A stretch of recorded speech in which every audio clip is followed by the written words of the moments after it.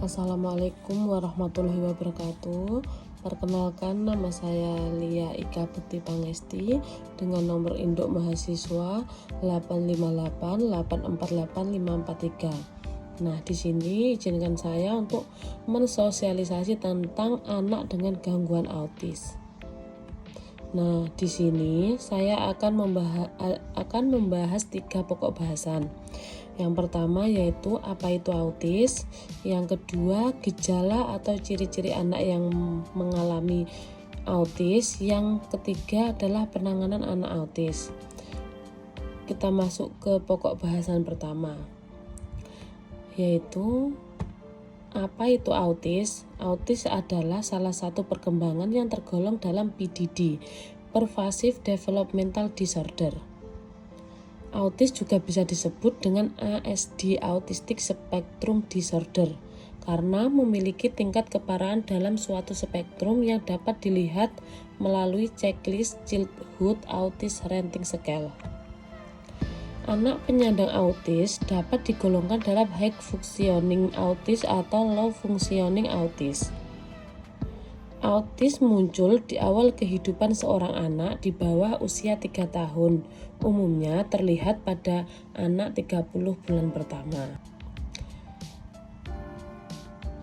Untuk pokok bahasan kedua, gejala atau ciri-ciri autis. Yang pertama, anak yang mengalami autis biasanya mengalami kesulitan dalam berinteraksi sosial. Contohnya, tidak bisa bicara secara verbal. Biasanya anak autis ketika berbicara tidak menunjukkan kontak mata atau tidak fokus. Yang ketiga, anak autis biasanya tidak mampu menampilkan gerakan sikap tubuh yang sesuai dengan kegiatan atau pembicaraan yang sedang berlangsung. Ciri yang kedua yaitu kesulitan dalam berkomunikasi. Kesulitan dalam berkomunikasi ini disebabkan karena kebanyakan dari mereka mengalami keterlambatan dalam perkembangan bicara atau kemampuan bicara yang sama sekali tidak berkembang. Jika mereka dapat berbicara, penggunaan bahasa mereka terkesan kaku dan banyak pengulangan.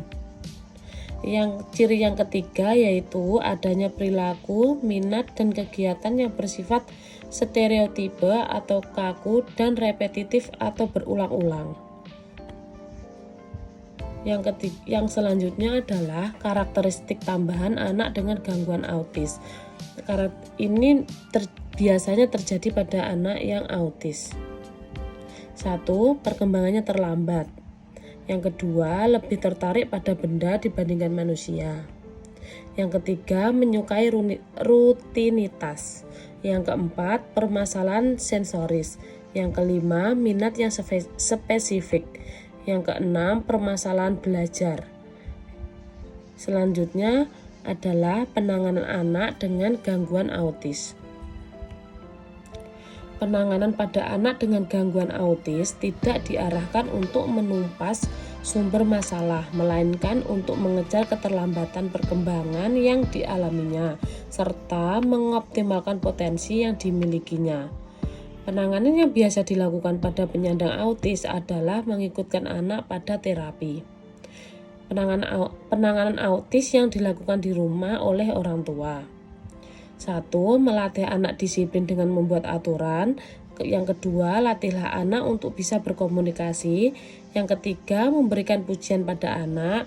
Yang keempat, melatih anak untuk bertanggung jawab. Yang kelima, melatih anak untuk mengenal rangsangan. Yang keenam, mengajarkan kosakata menggunakan cerita. Dan yang terakhir, membantu anak untuk mengenal dunia luar. Selanjutnya adalah penanganan anak autis oleh pendidik di sekolah. Yang pertama, belajar menyelami emosi anak yang mengalami autis. Yang kedua, harus terus memberi stimulasi. Jangan biarkan anak tenggelam dalam dunianya sendiri dan memberi macam-macam pemberian stimulasi. Yang terakhir adalah melatih insting sosial. Terima kasih. Itu adalah sosialisasi singkat dari saya. Jika ada kurang lebihnya, saya mohon maaf yang sebesar-besarnya. Wassalamualaikum warahmatullahi wabarakatuh.